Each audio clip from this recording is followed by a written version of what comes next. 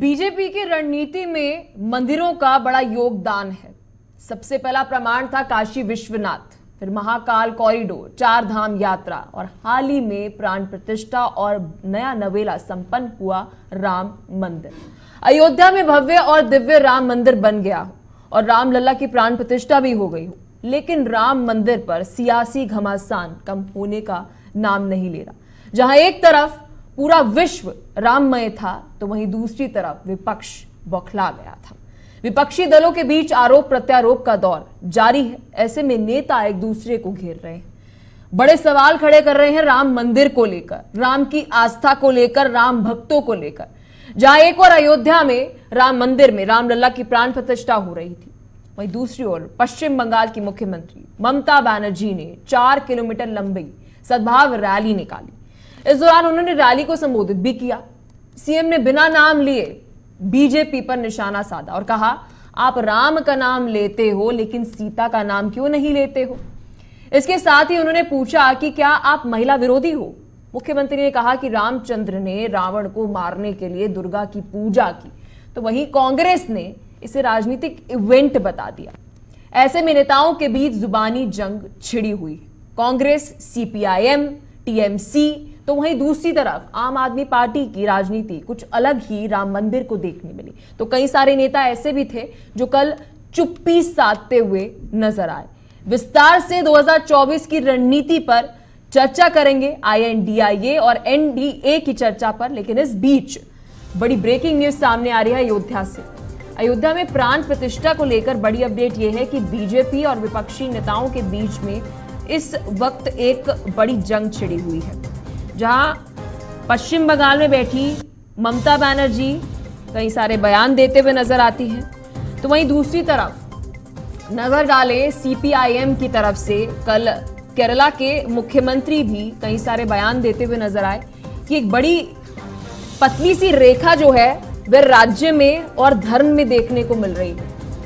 तो राम मंदिर को लेकर लेफ्ट पार्टियां इस वक्त कई सारे बयान दे रही हैं। अयोध्या में प्राण प्रतिष्ठा को लेकर जहां एक तरफ पूरा विश्व राममय था, तो वहीं दूसरी तरफ INDIA गठबंधन इस वक्त कई सारे बयान सामने आए। नेता एक दूसरे को घेर तो रहे हैं, लेकिन कई सारे सवाल राम मंदिर को लेकर खड़े किए जा रहे हैं। तो हिंदी बेल्ट के अंदर कांग्रेस के नेता राम मंदिर और प्राण प्रतिष्ठा को लेकर पोस्टर जारी करते हुए नजर आए। हिमाचल प्रदेश के मुख्यमंत्री की तरफ से भी एक नया रुख देखने को मिला। तो एक बटी हुई रणनीति INDIA के साथ साथ कांग्रेस की भी देखने को मिल रही। तो राम मंदिर पर इस वक्त किसने क्या सवाल उठाए, किसकी क्या प्रतिक्रिया आई, आपको जानकारी दे देते हैं। सबसे पहले विपक्षी नेताओं की जब हम बात करें तो विपक्षी नेता इस वक्त राम मंदिर को बीजेपी से जोड़कर देख रहे हैं। RSS और बीजेपी पर कांग्रेस शुरू से ही सवाल उठा रही है। राम मंदिर का न्योता मिलने पर सबसे पहले CPIM की तरफ से जो केरला के मुख्यमंत्री हैं उन्होंने आने से मना किया था और यह आगे सिलसिला बढ़ता हुआ नजर आया। कांग्रेस की तरफ से कल राहुल गांधी ने बोला कि क्या मंदिरों में जाने की इजाजत सिर्फ प्रधानमंत्री नरेंद्र मोदी को है, क्योंकि कल राहुल गांधी असम में मौजूद थे और इस दौरान सुरक्षा के कारणवश उन्हें मंदिर में एंट्री नहीं दी गई। विपक्ष ने बीजेपी को महिला विरोधी बताया। बात हम कर रहे हैं TMC की। TMC इनडायरेक्टली ये बात कहते हुए नजर आई कि बीजेपी महिला विरोधी है। राम लल्ला के साथ में हाल ही में उनका कहना है कि सीता क्यों नहीं है। राम का नाम लेती है लेकिन सीता का नहीं लेती है, ये बात ममता बनर्जी कहते हुए नजर आई। तो क्या राम लल्ला के साथ जो उनका बाल स्वरूप है हाल ही में, तो क्या उनके साथ सीता माता का बाल स्वरूप होना चाहिए था? क्या ऐसा कुछ TMC का कहना है? ये हम सवाल जरूर पूछेंगे। लोकसभा चुनाव से पहले मंदिर उद्घाटन को लेकर बीजेपी की ये चाल है, ममता बनर्जी ये बात कहते हुए नजर आई। तो आम आदमी पार्टी की तरफ से पूरी दिल्ली के अंदर ये नजारा देखने को मिला कि राम मंदिर की प्राण प्रतिष्ठा को लेकर वह काफी खुश नजर आए, शुभकामनाएं देते हुए नजर आए। तो वहीं दूसरी तरफ ममता का यह भी कहना है कि मुझे देश में बढ़ रही बेरोजगारी को लेकर चिंता है। TMC के एक नेता द्वारा यह भी बयान सामने आया कि एक विवादित जमीन के ऊपर आप कैसे पूजा कर सकते हैं। अभिषेक बैनर्जी ने हाल ही में बात करी। तो वहीं दूसरी तरफ ममता बनर्जी ये भी कहते हुए नजर आए, आखिर देश का पैसा कहां गया हो। तो क्या राम मंदिर को लेकर ममता बनर्जी इस वक्त संकेत दे रही है कि देश का जो सारा पैसा है वो यहाँ पर लगाया गया, जबकि सच्चाई तो ये है कि राम मंदिर ट्रस्ट के अंदर डोनेशन आया और डोनेशन से ये मंदिर की स्थापना जो है वे की गई। बीजेपी राम मंदिर पर राजनीति कर रही है, ये बात शरद पवार कहते हुए नजर आए। तो उद्धव ठाकरे, जिनके पिता ने राम मंदिर की एक मुहिम को लेकर एक बड़ा योगदान दिया है, वह भी कई सारी बातें कहते हुए नजर आए। शरद पवार ने कहा मुझे इनॉग्रेशन में नहीं बुलाया गया। तो इस वक्त आप देखेंगे राम मंदिर को लेकर अलग अलग विवादित बयान हैं। INDIA गठबंधन के विवादित जगह पर रात में मूर्तियों को रखा गया, ओवैसी ने तो 3 दिन पहले यही बात कह दी। तो इस वक्त आप देख सकते हैं कि राम मंदिर को लेकर सियासत जारी है। जहां विपक्ष का आरोप है कि बीजेपी इस पर सियासत कर रही है, तो वहीं दूसरी तरफ ममता बनर्जी का कहना है कि देश का पैसा कहां गया, ये चिंता उन्हें सता रही है। उनके संकेत क्या हैं, इस पर भी विस्तार से चर्चा करेंगे। प्राण प्रतिष्ठा पर इस वक्त सियासत कौन कर रहा है? क्या बीजेपी इस पर सियासत कर रही है, ये पूरा समारोह करके राम मंदिर को बनाकर, या फिर विपक्ष जो इस पर प्रतिक्रिया दे रही है वह सियासत कर रही है? मंदिर बनने से आखिर दिक्कत क्या है विपक्ष को? सबसे बड़ा सवाल तो ये उठ जाता है। जहां पर केरला के मुख्यमंत्री जो है इस पर आपत्ति दायर करते हैं, तो फिर वही दूसरी तरफ ममता बनर्जी कहती है कि अब आपने सभी समुदायों को क्यों नहीं लिया। तो ममता बनर्जी से बड़ा सवाल ये रहेगा कि इस वक्त हर एक धर्म से जुड़े इंसान को, हर एक व्यक्ति को वहां पर न्योता दिया गया था। 2024 चुनाव में जब हम बात कर रहे हैं बीजेपी की, तो क्या सच में श्री राम के नाम का इस्तेमाल जो है वह किया जा रहा है? विस्तार से इन सही सवालों के जवाब जानने की कोशिश करेंगे। हमारे साथ मेहमान जुड़ चुके हैं, परिचय आपको करा देते हैं। प्रभात त्रिपाठी हमारे साथ, वरिष्ठ पत्रकार है। अनिल कुमार गर्ग हमारे साथ पॉलिटिकल एक्सपर्ट जुड़ गए। आशुतोष शर्मा भी हमारे साथ पॉलिटिकल एक्सपर्ट जुड़े हुए हैं। बहुत बहुत शुक्रिया आप तीनों का अपना कीमती समय देने के लिए, और जय श्री राम। प्रभात त्रिपाठी जी, शुरुआत में आपके साथ करना चाहूंगी। उत्तर प्रदेश की राजनीति अब पूरे देश में जा पहुंची है, जहां ममता बनर्जी का ये कहना है राम मंदिर को लेकर, मुझे चिंता ये सता रही है कि देश का पैसा आखिर गया कहां। प्रभात त्रिपाठी जी।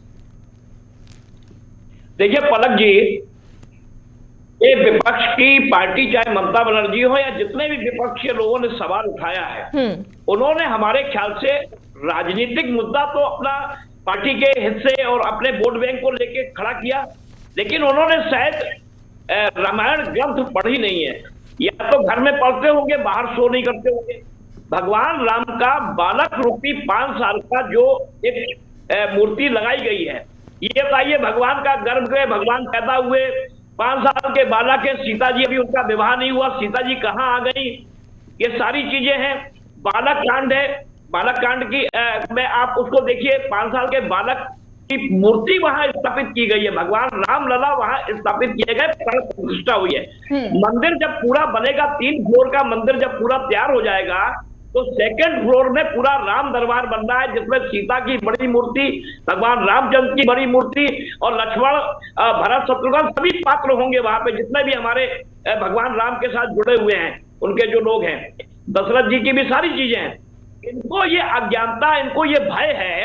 ये देखिए आज पलक जी, देश के अंदर 22 जनवरी का दिन धार्मिक और सांस्कृतिक आजादी का दिन है। मैं तो कहता हूं कि 22 जनवरी को राष्ट्रीय अवकाश घोषित कर देना चाहिए देश के प्रधानमंत्री को। जैसे 15 अगस्त में देश स्वतंत्र हुआ था, हमारा आजादी मिली थी अंग्रेजों की गुलामी से, आज हमारी जो धार्मिक स्वतंत्रता और संस्कृति, ये जो आक्रांताओं ने उसको कई टुकड़ों में खंडित किया था, अगर आज वो 22 तारीख को ये इतना बड़ा कार्यक्रम हुआ है, जो सनातनियों का सबसे बड़ा कार्यक्रम था, सवाल इसमें ये उठा रहे हैं अपने वोट बैंक के लिए। ममता बनर्जी को अपना वोट बैंक की चिंता है, शरद पवार को अपनी चिंता है, अखिलेश यादव को अपनी चिंता है।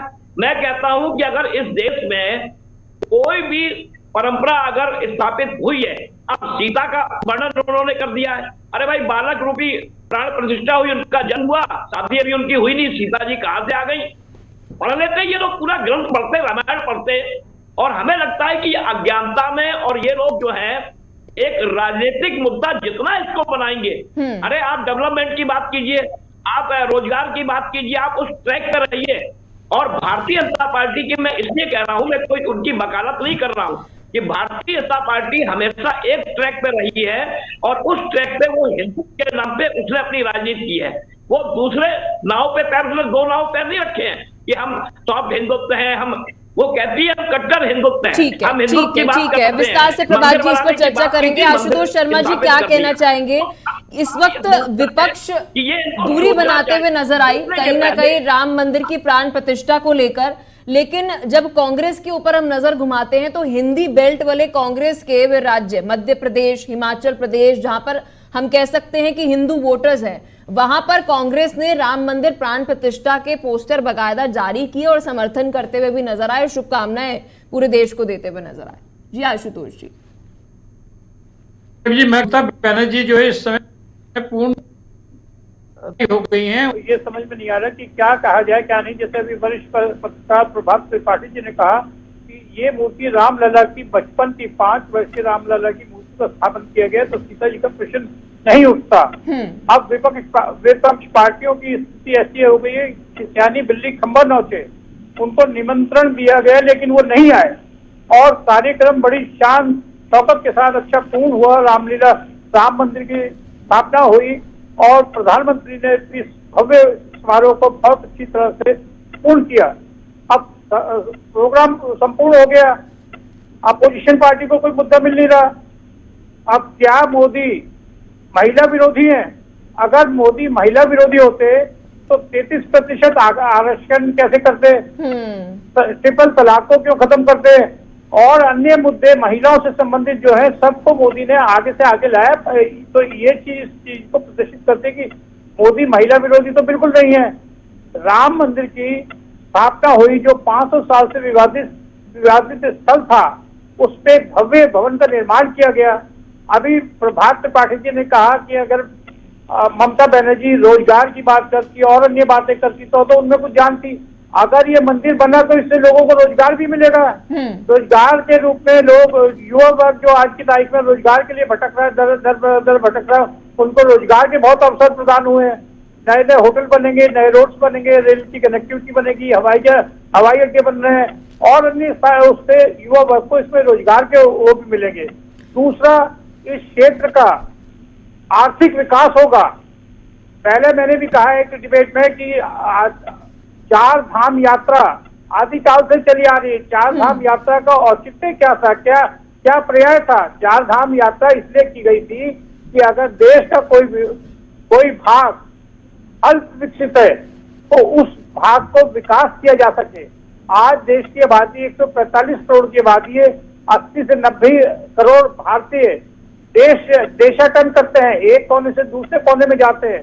जब भारतीय नागरिक एक कोने से दूसरे कोने में जाते हैं तो उस प्रदेश का विकास भी होता है और रोजगार के नए नए अवसर प्रदान होते हैं। ठीक है, तो ममता बनर्जी का बिल्कुल अनिल कुमार गर्ग जी, क्योंकि जब हम विपक्ष की बात कर रहे हैं तो सीपीआईएम की तरफ से भी एक बयान है। केरला के मुख्यमंत्री जो हैं उनका हाल फिलहाल में ये कहना है कि राम मंदिर प्राण प्रतिष्ठा को एक स्टेट इवेंट, एक नेशनल इवेंट बनाया जा रहा है। स्टेटमेंटशिप अलग है, तो वहीं दूसरी तरफ जब हम बात कर रहे हैं कि इसे पूरे देश के अंदर ऐसे प्रस्तुत किया जा रहा है जैसे कोई नेशनल इवेंट हो। इसमें तो उनकी बात सच्चाई है। विजय पेरियर का यह स्टेटमेंट कि इसको नेशनल इवेंट बनाया जा रहा है, ये तो सच्चाई है। लेकिन मुझे ऐसा लगता है कि विजय पेरियर ने भूल गए कि इसको नेशनल इवेंट बनाने की जरूरत है या नहीं। राम जी का काम है। मैंने बार बार हर एक शो में बोला है, ये देश की जो संस्कृति है वो सनातन ही रहेगी। आपने पूजा पद्धति जो मर्जी अपनाई हो, लेकिन आप संस्कृति को नहीं बदल सकते। देश की संस्कृति सनातन ही रहेगी, वे ऑफ लाइफ हिंदुत्व ही रहेगा। विजय पेरियर जी ये बात शायद भूल गए कि ये नेशनल इवेंट नहीं है, इंटरनेशनल इवेंट बनाया है। जो आयोजक है राम मंदिर, लेकिन आपसे जानना चाहूंगे अनिल कुमार गर्ग जी, जब कल हम हर एक घर में, हर एक गली में भंडारों को देखते हुए नजर आए, हर एक घर ने आतिशबाजी की, दिए जलाए, तो बीजेपी घर जाके जबरन ये थोड़ा कहते हुए नजर आई उन राम भक्तों को कि जी आप दीप जलाइए, आप पटाखे फोड़िए, आप भंडारे लगाइए। जी जी मैं इसी पे आगे आ रहा था। मेरा ये कहना है, कल जो 22 जनवरी 2024 को देश के इतिहास में हुआ, वो तो आपने किसी दिवाली में भी नहीं देखा होगा। आपने किसी दिवाली पे गली गली में भंडारे नहीं देखे होंगे। आपने कभी मार्केट इस तरह से बंद नहीं देखी होगी, मार्केट बंद करके लोग हर्षोल्लास बना रहे। आपने दिवाली से ज्यादा, मैं मानता हूँ कि आम दिवाली के मुकाबले कल 10 गुना ज्यादा दिवाली मनाएगी पूरे देश भर में। और एक बात मैं बताना चाहता हूँ, मुझे लगता है जो इंडी गठबंधन के नेता है ना तो देश की आत्मा को समझते हैं ना ही देश की जनता को समझते हैं। देखिए, राम मंदिर आंदोलन एक बात थी, राम मंदिर के निर्माण तक जब तक कोर्ट का फैसला नहीं आया था, आप कोई भी स्टैंड लीजिए, वो आपकी मर्जी थी। आप कह सकते हैं हम संविधान के तहत है, हम कोर्ट के न्यायालय के अधीन है, न्यायालय के तहत है, वो बात वहां तक ठीक थी। लेकिन एक बार जब राम मंदिर का निर्माण हो गया, उसके बाद अगर आप उस कार्यक्रम में शामिल नहीं होते तो आप बताते हैं कि आप राम जी से दूर है, तो इसका मतलब आप हिंदुस्तान की आत्मा से दूर है, हिंदुस्तान की जनता से दूर है। वो चूक कर गए। मेरे हिसाब से उनको बड़ा मौका मिला था अपने आप को ये साबित करने का कि हम संविधान की रक्षा के लिए राम मंदिर आंदोलन में नहीं थे, लेकिन राम जी हमारे और हम राम जी के, उनके पास पूरा मौका था। दूसरी बात, वो ये भी कहते हैं कि हम इसलिए नहीं गए कि हमारी प्रमुखता नहीं है। आप मुझे बताओ, अगर कोई बारात जाएगी तो दूल्हा तो एक ही होगा, वहां पे 100 दूल्हे थोड़ी बिठा दिए जाएंगे। दूल्हा एक होगा तो आप किसी बारात में ही नहीं जाएंगे क्या? ये तो इस तरह से कह रहे हैं, हम तो उसी बारात में जाएंगे जिसमें दूल्हा हम होंगे। यानी हमें उतनी प्रमुखता दो, हमें प्रधानमंत्री जी के साथ बैठाओ। प्रधानमंत्री जिस कार्यक्रम में जाएंगे हम तभी जाएंगे जब प्रधानमंत्री की सीट, साथ वाली सीट आते हो। ये कैसे संभव है? तो मेरा ये कहना है, ये वो बहुत बड़ी चूक कर गए हैं। अभी जो ममता जी के गांव की जिक्र हो रहे हैं, उनको ये नहीं पता कि राजकुमार राम, रामलला या राजा राम में क्या फर्क है। रामलला का मतलब ही है एक बालक स्वरूप, बालक स्वरूप है, बिना विवाह के उनकी पत्नी कैसे, मतलब उनको समझ शायद कम है। चलिए ठीक है, विस्तार से जो सभी विपक्षी दल हैं और बीजेपी की रणनीति पर हम चर्चा करेंगे, क्योंकि 2024 के अंदर बीजेपी राम मंदिर को बड़ा पॉलिटिकल इवेंट बना रही हो या ना बना रही हो, लेकिन विपक्ष की बौखलाहट इस पर जरूर देखने को मिल रही है। विस्तार से इसी मुद्दे पर कर रहे हैं चर्चा। फिलहाल वक्त चला है एक छोटे से ब्रेक का।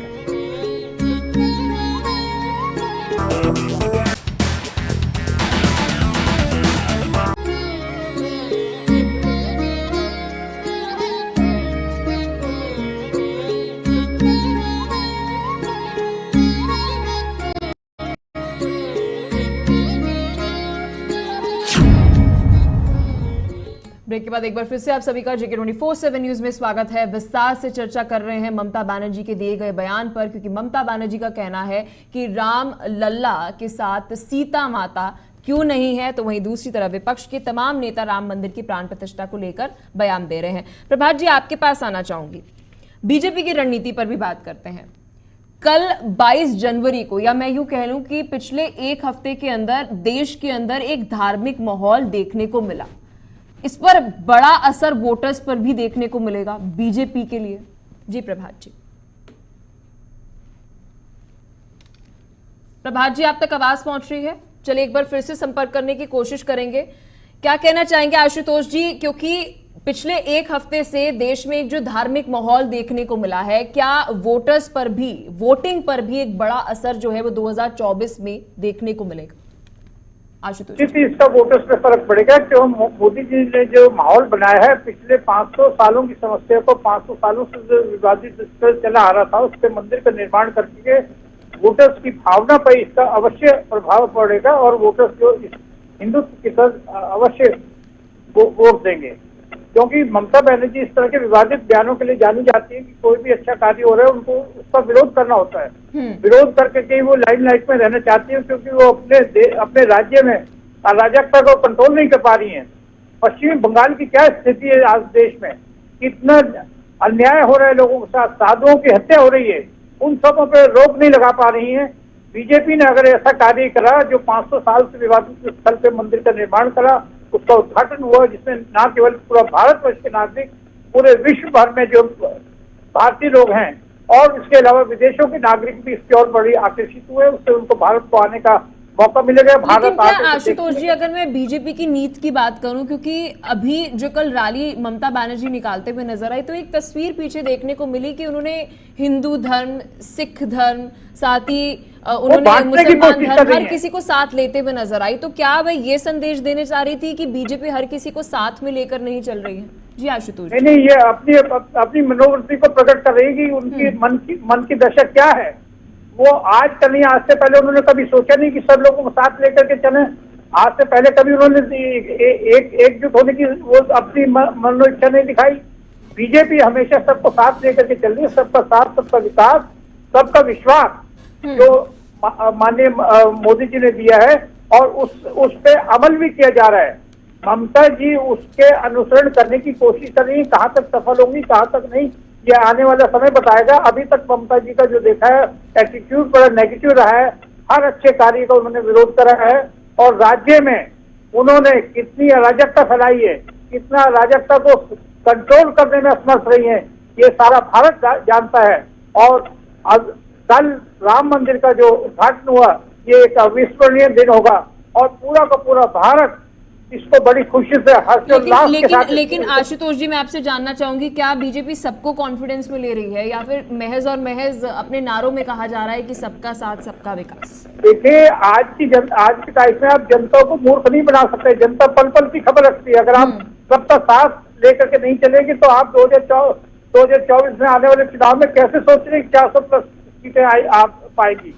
तो ये किसी भी पार्टी के लिए, ना केवल बीजेपी के लिए, भारत में जितनी भी अन्य पार्टी हैं, कांग्रेस पार्टी हो या कोई और तृणमूल पार्टी है, कोई भी पार्टी है, अगर वो सबको साथ लेकर के नहीं चलते तो आप किस तरह सोच रहे कि अपने आने वाले 2024 के चुनाव में सफलता पाएंगे और पार्लियामेंट में अपना अस्तित्व बना। अनिल कुमार जी, अभिषेक बैनर्जी टीएमसी नेता हैं, उन्होंने हाल ही में अपने एक्स अकाउंट पर ट्वीट किया है और वे बात कहते हुए नजर आ रहे हैं कि मेरा धर्म मुझे ये नहीं सिखाता कि मैं ऐसी जगह को, आई रिपीट, जगह को स्वीकृति दूं जहां पर किसी भी तरह से कोई हिंसा हुई हो, कोई नफरत फैलाई हो। संकेत वो राम मंदिर की ओर देते हुए नजर आए। क्या कहना चाहेंगे अनिल जी?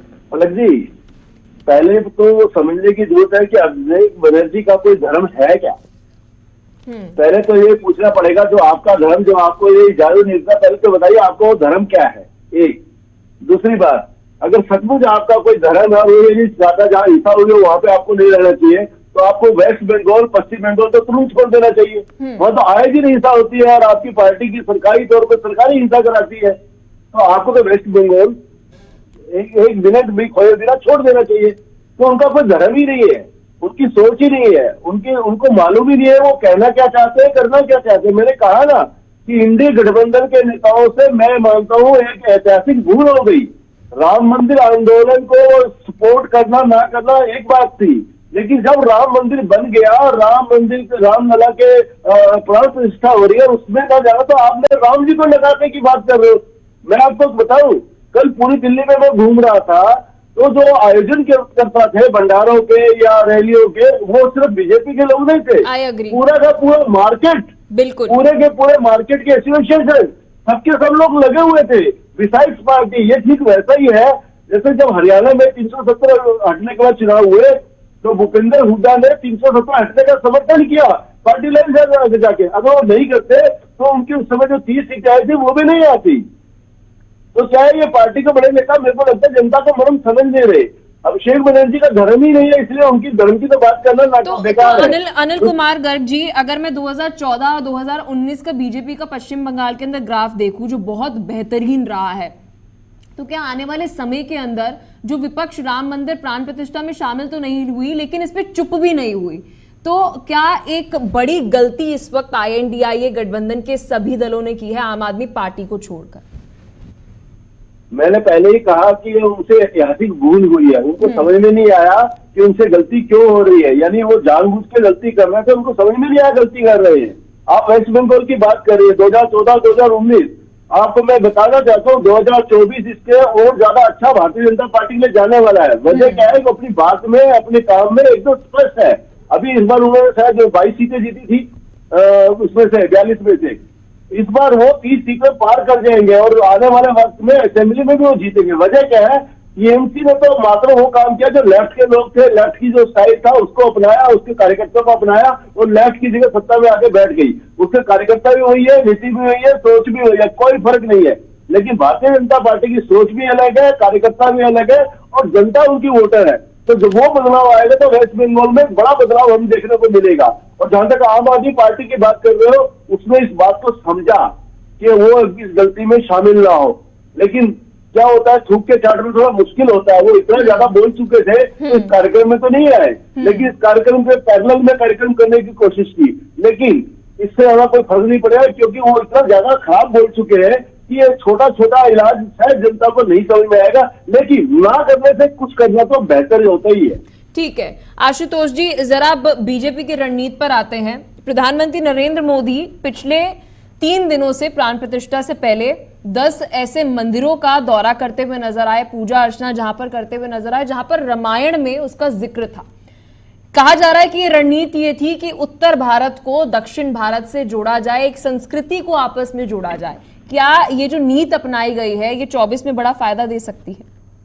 देखिए, ये हमारे प्रधानमंत्री की धर्म में आस्था को प्रकट करता है कि धर्म में प्रधानमंत्री की कितनी आस्था है, और इस आस्था के जरिए अगर उस देश को जोड़ने का प्रयास करते हैं तो मैं समझता हूँ इसमें कोई बुराई भी नहीं है। देश जुड़ा रहे, ये हमारे पप्पू भाई भी ऐसा ही कोशिश कर रहे हैं, रथ यात्रा निकालते हैं, कभी कोई भारत जोड़ो यात्रा निकालते हैं, वो भी भारत जोड़ने की कोशिश। लेकिन भारत जोड़ो को मैं तो ये समझ नहीं पा रहा कि भारत जोड़ो की यात्रा जो पप्पू भाई निकालते हैं, भारत टूटा कब है? भारत तो एक अखंड भारत है, उसको जोड़ने की कहाँ आवश्यकता पड़ गई? अगर प्रधानमंत्री इन मंदिरों की यात्रा कर रहे हैं, उनका उद्देश्य दूसरा है। उनका उद्देश्य अखंड भारत को तोड़ करके जोड़ने का नहीं है। भारत तो एक जुड़ा हुआ है, एक यूनिट है। लेकिन धार्मिक आस्था के साथ वहाँ के लोगों से मिलना, उनके विचारों को जानना, अपने विचारों से उनको अवगत कराना और उनको एक साथ लाना जिससे पार्लियामेंट में एक सशक्त पार्टी आकर के देश का उद्धार तीव्र गति से कर पाए। चलिए, बहुत शुक्रिया, समय हमें इतनी इजाजत दे पा रहा है। आप दोनों ने अपना कीमती समय दिया और 2024 की रणनीति पर विस्तार से चर्चा की, इसके लिए बेहद शुक्रिया। तो 2024 की जब रणनीति की बात कर रहे हैं तो एक तरफ लगातार कई सारे ऐसे मुद्दे उठाए जा रहे हैं विकास को लेकर, लेकिन सबसे टॉप पर इस वक्त नजर आ रहा है राम मंदिर की प्राण प्रतिष्ठा का मुद्दा। विस्तार से आज इसी पर चर्चा की। खबरों में आगे बढ़ते सीधा आपको लेकर चलते हैं हरियाणा के रोहतक के अंदर, जहां पर सी मनोहर लाल कार्यक्रम में मौजूद है, इस दौरान संबोधन भी कर रहे हैं। क्या कुछ कहना है? और जब तक ये विश्वास न हो लोगों में, स्वाभिमानी होकर के लोग जब तक सोचे नहीं, तब तक उसमें भागीदार नहीं बनते हैं। इधर नेताजी सुभाष चंद्र बोस और उधर महात्मा गांधी जी, दोनों ऐसे व्यक्तित्व हैं जिन्होंने लोगों के मन में स्वाभिमान भरा, एक आत्मविश्वास भरा कि नहीं, हम आजादी प्राप्त कर सकते हैं। और जब जनमानस में यह आवाज जब उठती है तो देश के लिए सब कुछ कर गुजरने के लिए लोग तैयार हो जाते हैं। आंदोलन खड़ा करना बहुत आसान नहीं होता है। आंदोलन खड़ा करने के पीछे जो व्यक्ति आगे होता है उसकी विश्वसनीयता भी होती है, उसके ऊपर विश्वास होना चाहिए, हाँ ये जो व्यक्ति कहेंगे हम इसके पीछे लगेंगे। उसी में से दोनों अलग धाराओं में विषय शुरू हुआ, जिनको उस समय कहा गया कि एक गरम दल है, एक नरम दल है। गरम दल यानी किसी प्रकार के आंदोलन में चाहे लड़ाई लड़ करके, संघर्ष करके हमें अपने दुश्मन को पराजित करना हो तो उसके लिए तैयार रहना चाहिए। इसी में से हमारे नेताजी सुभाष चंद्र बोस ने आजाद हिंद फौज बनाई। यानी एक व्यक्ति 50,000 लोगों की एक फौज बना लेते हैं आईएनए के नाम पर। कोई देश, कोई सरकार तो बना लेता है। एक व्यक्ति के आह्वान पर घर घर से नौजवान निकले, और हम सौभाग्यशाली हैं कि ये क्षेत्र जिसको उस समय तो हरियाणा शायद नहीं कहा जाता था, लेकिन अपना ये जो आज का हरियाणा भी अगर समझे तो इसमें से भी हजारों युवक उनकी आजाद हिंद फौज में, आईएनए में भर्ती हुए। उनको कोई पैसा भी नहीं मिलता था, उनको गुजारा करने के लिए साधन भी नहीं मिलता था। घर परिवार छोड़ करके देश की आजादी के दीवाने उनकी फौज में शामिल हो गए। मरेंगे मारेंगे, देश को आजाद जरूर कराएंगे, ये उनका लोगों का। और दूसरा दल जिसको नरम दल के नाम से कहा गया, देश में असहयोग आंदोलन करो, सरकार का सहयोग करने की जरूरत नहीं, और बिगुल बजाया अंग्रेज की सरकार के खिलाफ नेता बने महात्मा गांधी जी। महात्मा गांधी जी ने यात्राएं निकाली और उसके अंदर सारी जनता को साथ लगाया। कितना बड़ा आंदोलन खड़ा किया। एक बात की शायद जानकारी आप लोगों को होगी कि नहीं होगी, महात्मा गांधी जी को राष्ट्रपिता की संज्ञा देने वाले सबसे पहले कौन थे? सुभाष चंद्र बोस थे। सुभाष चंद्र बोस ने कहा महात्मा गांधी जी को राष्ट्रपिता का दर्जा मिलना चाहिए। दोनों पैरेलल चले, दोनों की ताकत ने अंग्रेज की सरकार की चूड़ें हिला दी उन शासन की। अंग्रेज ऐसे ही अपने आप नहीं चला गया, अंग्रेज को मजबूरी से इस देश को छोड़ना पड़ा। तो इस देश को जो छोड़ा है, उस नाते से ये जो आजादी का तराना गांव गांव में, गली गली में नेताजी के आह्वान के ऊपर जो शुरू हुआ, उसमें आज के इस समय में हम उनको शत शत नमन करते हैं, उनको अपनी श्रद्धांजलि देते हैं। नेताजी सुभाष जी को हम याद कर रहे हैं। अभी बहुत दूर नहीं, एक ही दिन पीछे हम चले जाएं कल के दिन के इतिहास में। कल का दिन 22 जनवरी 2024, ये भी इतिहास का एक दिन बन गया है। सारा देश राममय हो गया। मन मन में राम, तन तन में राम, घट घट में राम, घर घर में राम, सब जगह सारे देश में राम ही राम थे कल दिन में।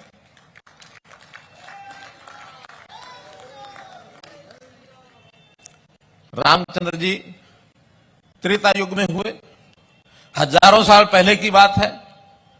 सुभाष चंद्र जी बोस 100 साल 128 साल पहले जन्मे। लगभग 100 साल पहले ही उनके सारे कामों का प्रताप यहां हुआ था। पूरा कालखंड अगर हम जोड़ सकते हैं तो एक महापुरुषों की लड़ी ये भी बीच में बनी है। हर समय में महापुरुष देश में आते रहे हैं, चाहे उसमें भगवान कृष्ण की बात लेते हैं, चाहे हम उसमें गुरुओं की, दशम गुरुओं की बात लेते हैं, चाहे उसमें छत्रपति शिवाजी की बात हम करते हैं, चाहे हम धन्ना भगत जी की बात करते हैं, चाहे उसमें महर्षि कश्यप की हम बात करते हैं। कितने ही ऐसे महापुरुषों के नाम ले सकते हैं। गुरु रविदास जी बात हम करते हैं, महर्षि वाल्मीकि जी बात करते हैं, हम उसमें भक्त कबीर की बात करते हैं। संतों की माला भरी हुई है इस देश की। इन सब संतों ने भगवान कृष्ण से लेकर के और आज के ये महापुरुष तक अगर हम एक सूत्र में सारा बात पिरोते हैं तो ये सब लोगों ने इस समाज को जागृत करने के लिए, समाज में संस्कार पैदा करने के लिए, कर्तव्य जगाने के लिए भगवान कृष्ण ने गीता का संदेश दिया। अपनी हरियाणा की धरती कुरुक्षेत्र पर ही जीवन क्या है, जीवन को कैसे जीना चाहिए, आज का जैसे हमारा संविधान लिखा गया, बाबा साहब अम्बेडकर ने संविधान लिखा, वैसा ही संविधान मान। रोहतक से सीएम मनोहर लाल संबोधन करते हुए नजर आया। लाइव तस्वीरें आप सभी की टीवी स्क्रीन पर। एक बड़ी जानकारी चंडीगढ़ से सामने आ रही है। चंडीगढ़ में नेताजी सुभाष चंद्र बोस की जयंती मनाई जा रही है और बड़ी अपडेट ये है, हरियाणा विधानसभा स्पीकर ज्ञानचंद गुप्ता मौजूद हैं इस कार्यक्रम में। नेताजी सुभाष चंद्र बोस की जयंती के अंदर आजादी में नेताजी का खास महत्व है, ये बात कहते हुए नजर आए। चंडीगढ़ से बड़ी अपडेट इस वक्त की आपको बता रहे हैं, जहां पूरा जीवन आजादी की लड़ाई के लिए समर्पित किया, यही बात कहते हुए नजर आए हरियाणा विधानसभा स्पीकर ज्ञानचंद गुप्ता इस वक्त चंडीगढ़ में मौजूद हैं। बड़ी अपडेट सीधा आपको हरियाणा से दे रहे हैं।